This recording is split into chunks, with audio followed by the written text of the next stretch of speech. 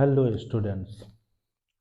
So today we are going to learn direct and indirect narration. Okay?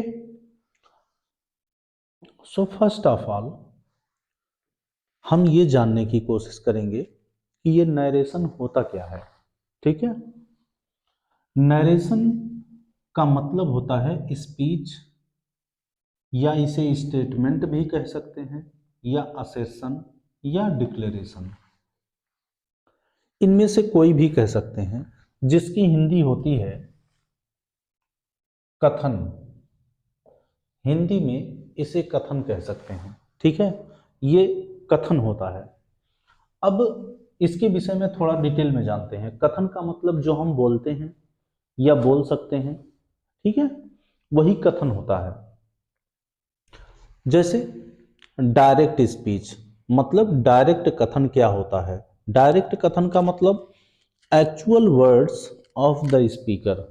Speaker ने जो कुछ भी अपनी भाषा में बोला है वही एक्चुअल वर्ड्स, मतलब उसका वास्तविक जो शब्द हैं उसको अगर आपने वैसे ही कह दिया तो वो डायरेक्ट स्पीच होता है। अगली बात इनडायरेक्ट स्पीच। इनडायरेक्ट स्पीच क्या होता है? इनडायरेक्ट स्पीच का मतलब सब्सटेंस होता है। क्या होता है? सब्सटेंस। सब्सटेंस का मतलब समझ लीजिए। इसका मतलब ये है कि जो स्पीकर है, जो कुछ भी उसने बोला है वो अपनी भाषा में, अपनी शब्दों में कह देना, वही सब्सटेंस हो जाता है। ठीक है, आगे इसके बाद हाँ कुछ इंपॉर्टेंट चीज़ें हैं जो डायरेक्ट एंड इनडायरेक्ट नरेशन में जानने की एकदम ज़रूरत होती है। मतलब हमें ये याद होना चाहिए, ये हमको आना चाहिए। अगर हमको आ रहा है तो इसका मतलब हम इसे कर ले जाएंगे। जैसे एक होता है रिपोर्टिंग स्पीच। रिपोर्टिंग स्पीच क्या होता है ये समझ लीजिए। ठीक है, कामा और इन्वर्टेड कामा ये नरेशन में होता है। तो कामा इन्वर्टेड कामा, ये थोड़ी सी बात समझ लीजिए। किसी भी वक्ता, किसी भी स्पीकर के द्वारा कही गई जो बात होती है वो हमेशा कामा और इन्वर्टेड कामा में लिखा जाता है। तो ऐसे समझ लीजिए कि जो कामा इन्वर्टेड कामा के बाहर, ठीक है, वाक्य रहता है, ठीक, उसी को हम कहते हैं रिपोर्टिंग स्पीच। बात समझ में आई? जैसे he said I am a thief.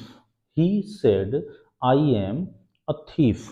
तो यहां देखिए कामा और इन्वर्टेड कामा ये वाला है, इसके अंदर ये वाला वाक्य है, और इसके बाहर जो ये वाला वाक्य है इसी को आप कहेंगे रिपोर्टिंग स्पीच। क्या बोलेंगे? रिपोर्टिंग स्पीच बोलेंगे। इसके बाद जो आपको सीखने की जरूरत होती है वो होता है रिपोर्टेड स्पीच। रिपोर्टेड स्पीच की अगर हम बात करें तो रिपोर्टेड स्पीच का मतलब ऐसे समझ लीजिए, inside of comma inverted comma, मतलब वह वाक्य जो कामा और इन्वर्टेड कामा के अंदर लिखा होता है उसी को हम रिपोर्टेड स्पीच कहते हैं। जैसे यहाँ देखिए लिखा गया है he said I am Harish. तो यहाँ पर जो आई एम हरीश है ये कामा और इन्वर्टेड कामा के अंदर लिखा गया है, तो यही आपका हो जाएगा रिपोर्टेड स्पीच। बात समझ में आ गया?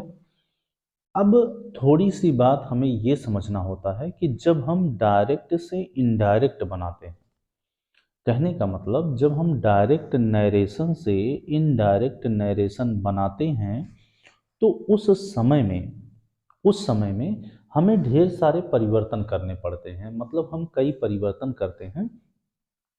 तो अब परिवर्तन कैसे करते हैं ये प्रॉब्लम है, और यही बात हमें मुख्य रूप से इम्पोर्टेंटली इसको समझना पड़ता है। जैसे परिवर्तन कौन कौन सी चीज़ों में होता है। पहला परिवर्तन जो होता है वो होता है पर्सन, चेंज ऑफ पर्सन। हम सबसे पहले पर्सन में परिवर्तन करते हैं, चेंज ऑफ पर्सन।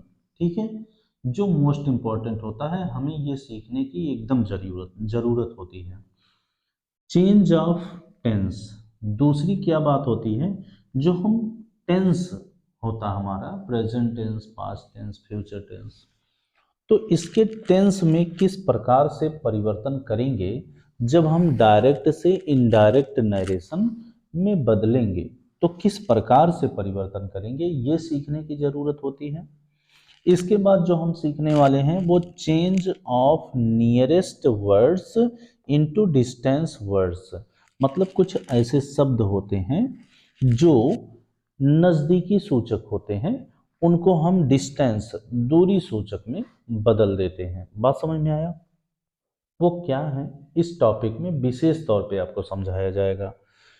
फिर क्या होता है टाइप्स ऑफ सेंटेंसेस, कितने प्रकार के हमारे सेंटेंस होते हैं ये हम सीखते हैं। बात समझ में आया कि नहीं? तो हम सेंटेंस को सीखेंगे, बढ़िया से समझेंगे और इसके कितने प्रकार होते हैं ये चीज सीखेंगे। बात समझ में आया? और धीरे धीरे एक एक रूल, जितना भी आपका simple to advance, simple to advance का मतलब जो बेसिक रूल है और एडवांस रूल है वो पूरा टोटल हम आराम से one by one direct and indirect narration में पढ़ने वाले हैं।